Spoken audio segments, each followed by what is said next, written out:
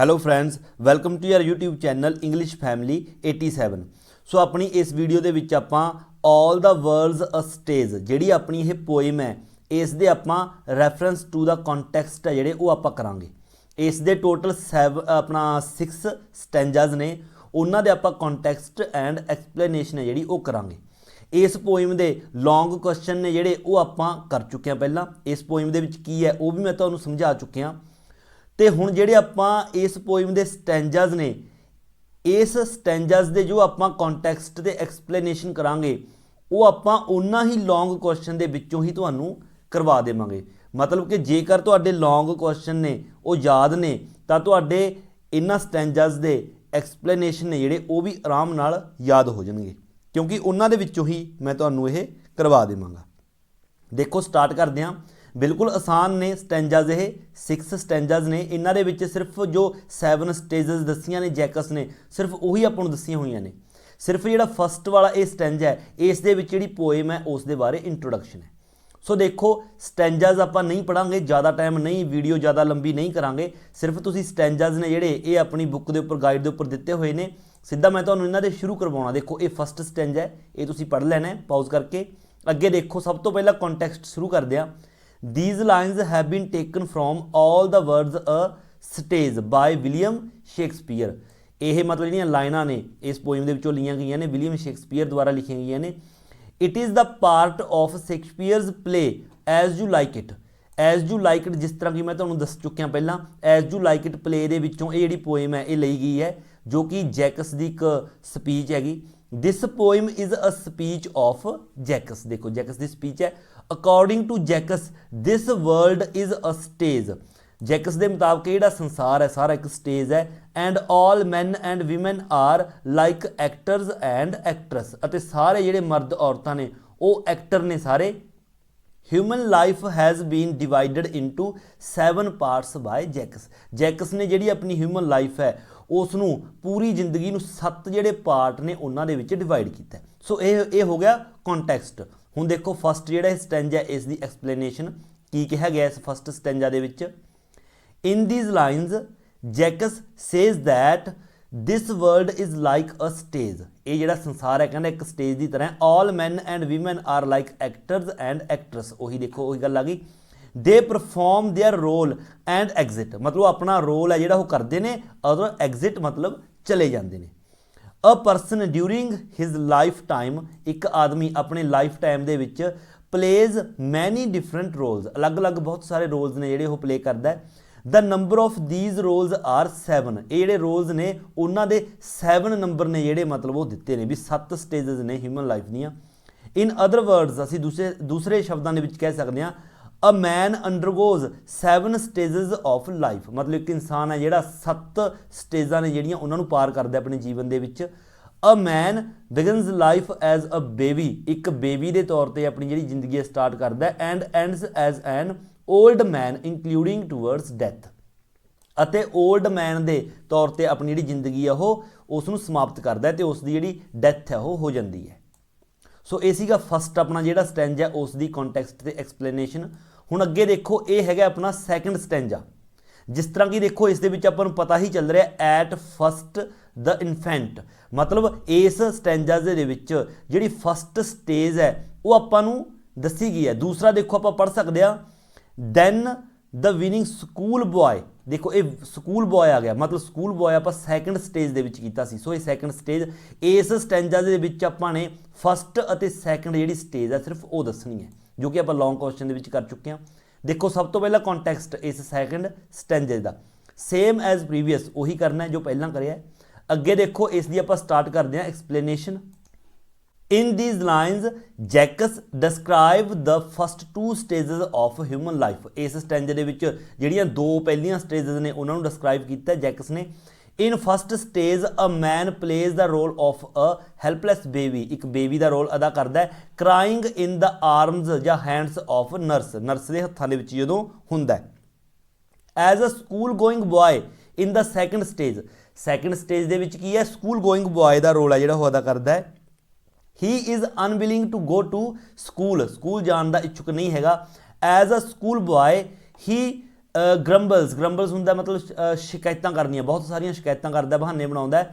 In the morning he picks up his bag, school bag, and returns in the evening tired, तो शाम ਨੂੰ थक्या होया वापस आउंदा है। He goes to school against his wishes, मतलब उसकी इच्छा के विरुद्ध मतलब स्कूल है जोड़ा वो जाता है, उसकी इच्छा नहीं हैगी। सो इसी सैकेंड स्टैंजा। अगे देखो थर्ड स्टैंजा दे विच की है, दैन अ सोल्जर। देखो सोल्जर तो ही आपां नूं पता लगता है कि इस दे विच किहड़ी स्टेज की गल की गई है, अपनी सोल्जर वाली stage.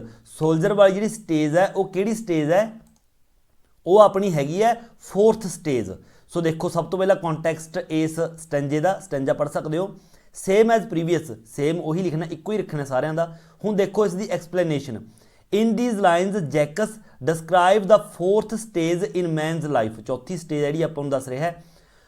On this stage he plays the role of a daring soldier, एक सोल्जर मतलब निडर सोल्जर का रोल अदा करता है।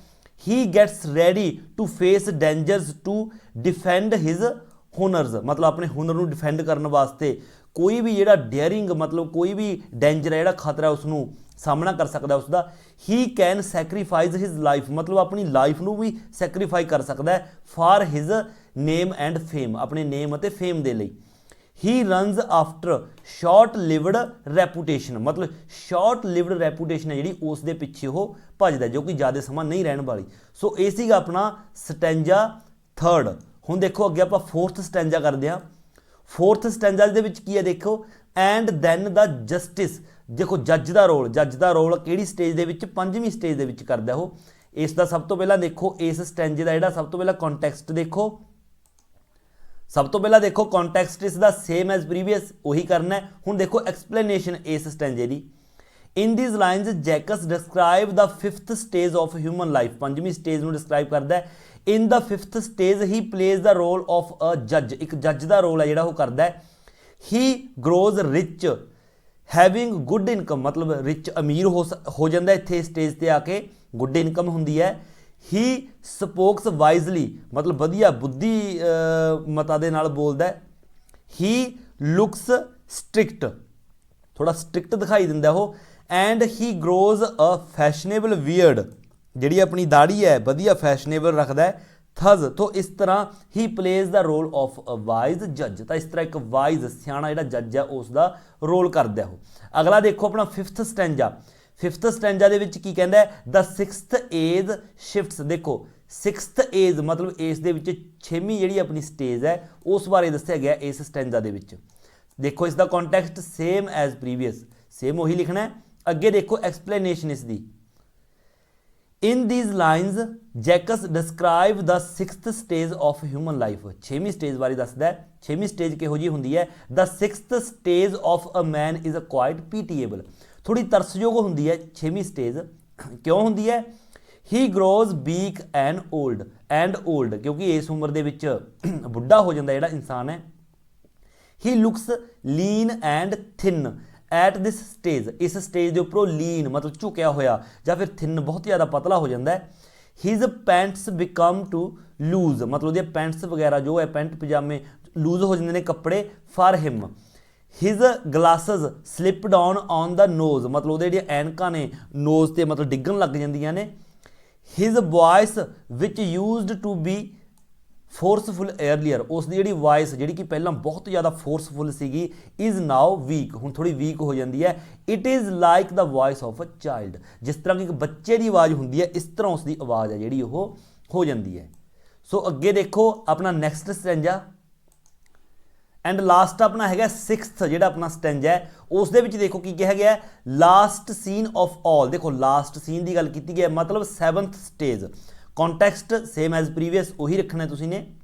एक्सप्लेनेशन देखो, in these lines Jaques describe the seventh and last stage in the life of a man. सत्तवीं अते आखिरी स्टेज है जिहड़ी वो दसी गई है इस दे विच। On this stage man becomes helpless as a baby, एक बेबी की तरह हैल्पलैस हो जाता है जिहड़ा आदमी है इस स्टेज पर आके।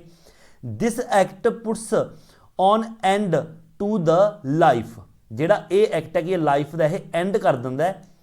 ਹੀ ਸਫਰਸ ਫਰੋਮ ਫੋਰਗੇਟਫੁਲਨੈਸ, ਮਤਲਬ ਭੁੱਲਣਾ ਚੇਤਾ ਹੋ ਜਾਂਦਾ ਉਸਦਾ, ਭੁੱਲ ਜਾਂਦਾ ਬਹੁਤ ਜਲਦੀ। ਇਸ ਜਿਹੜੀ ਮਤਲਬ ਪ੍ਰੋਬਲਮ ਹੈ ਭੁੱਲਣ ਦੀ, ਇਸ ਦੇ ਨਾਲ ਉਹ ਸਫਰ ਕਰਦਾ ਹੈ। ਹਿਜ਼ ਵਿਜ਼ਨ ਗਰੋਜ਼ ਡਿਮ, ਉਸ ਜਿਹੜੀ ਨਿਗਾਹ ਉਹ ਥੋੜੀ ਜਿਹੀ ਧੁੰਦਲੀ ਹੋਣ ਲੱਗ ਜਾਂਦੀ ਹੈ, ਆਈਸਾਈਟ। ਇਨ ਅਦਰ ਵਰਡਸ, ਹੋਰ ਸ਼ਬਦਾਂ ਦੇ ਵਿੱਚ ਅਸੀਂ ਦੂਜੇ ਸ਼ਬਦਾਂ ਵਿੱਚ ਕਹਿ ਸਕਦੇ ਹਾਂ, ਦ ਮੈਨ ਵੰਸ ਅਗੇਨ ਬਿਕਮ ਅ ਚਾਈਲਡ, ਮਤਲਬ ਦੁਬਾਰਾ ਫਿਰ ਇੱਕ ਬੱਚੇ ਦੀ ਸਥਿਤੀ ਤੇ ਜਿਹੜਾ ਬੰਦਾ ਉਹ ਆ ਜਾਂਦਾ ਹੈ। ਹੀ ਇਜ਼ ਵਿਦਾਊਟ ਟੀਥ, ਮਤਲਬ ਬਿਨਾਂ ਦੰਦ ਦੇ ਹੁੰਦਾ ਹੈ। ਵਿਦਾਊਟ ਆਈਸਾਈਟ, ਬਿਨਾਂ ਨਿਗਾਹ ਤੋਂ। ਐਂਡ ਵਿਦਾਊਟ ਟੇਸਟ, ਜਿਹੜਾ ਜੀਵ ਦਾ ਟੇਸਟ ਹੈ ਸਾਰਾ ਉਸ ਲਈ ਉਹ ਸਮਾਪਤ ਹੋ ਜਾਂਦਾ ਹੈ। ਡੈਥ ਬ੍ਰਿੰਗਸ ਹਿਜ਼ ਐਗਜ਼ਿਟ, ਤੇ ਜਿਹੜੀ ਡੈਥ ਹੈ ਉਹ ਉਸ ਦੀ ਐਗਜ਼ਿਟ ਕਰਵਾ ਦਿੰਦੀ ਹੈ, ਮਤਲਬ ਉਸ ਦੀ ਮੌਤ ਹੋ ਜਾਂਦੀ ਹੈ ਤੇ 7ਵੀਂ ਸਟੇਜ, ਲਾਸਟ ਸਟੇਜ ਹੈ ਜਿਹੜੀ ਉਹ ਪਰਫਾਰਮ ਕਰਕੇ ਇਸ ਦੁਨੀਆ ਤੋਂ ਚਲਿਆ ਜਾਂਦਾ ਹੈ। ਸੋ ਇਹ ਸੀਗੇ ਆਪਣੀ ਇਸ ਪੋਇਮ ਦੇ ਆਲ ਦਾ ਵਰਲਡਸ ਸਟੇਜ ਆ ਜਿਹੜੀ ਉਸ ਦੇ ਸਟੈਂਜਾਸ, ਉਸ ਦੇ ਕੰਟੈਕਸਟ ਐਂਡ ਐਕਸਪਲੇਨੇਸ਼ਨ। ਜਿਹੜੇ ਲੌਂਗ ਕੁਐਸਚਨ ਕੀਤੇ ਨੇ ਉਹਨਾਂ ਦੇ ਵਿੱਚੋਂ ਹੀ ਇਹ ਤੁਹਾਨੂੰ ਕਰਵਾਏ ਨੇ। ਜੇਕਰ ਲੌਂਗ ਕੁਐਸਚਨ ਤੁਹਾਡੇ ਯਾਦ ਨੇ ਤਾਂ ਸਮਝੋ ਇਹਨਾਂ ਦੇ ਕੰਟੈਕਸਟ ਤੇ ਐਕਸਪਲੇਨੇਸ਼ਨ ਵੀ ਤੁਹਾਡੇ ਹੋ ਚੁੱਕੇ ਨੇ। ਸੋ ਜੇਕਰ ਵੀਡੀਓ ਚੰਗੀ ਲੱਗੀ ਹੈ ਤਾਂ ਵੀਡੀਓ ਨੂੰ ਲਾਈਕ ਤੇ ਸ਼ੇਅਰ ਜ਼ਰੂਰ ਕਰੋ, ਔਰ ਜੇਕਰ ਚੈਨਲ ਉੱਪਰ ਨਵੇਂ ਹੋ ਤਾਂ ਚੈਨਲ ਨੂੰ ਸਬਸਕ੍ਰਾਈਬ ਕਰਨਾ ਬਿਲਕੁਲ ਨਹੀਂ ਭੁੱਲਣਾ। ਸੋ ਮਿਲਦੇ ਹਾਂ ਅਗਲੀ ਵੀਡੀਓ ਲੈ ਕੇ, ਉਦੋਂ ਤੱਕ ਦਿਓ ਇਜਾਜ਼ਤ। Thank you so much.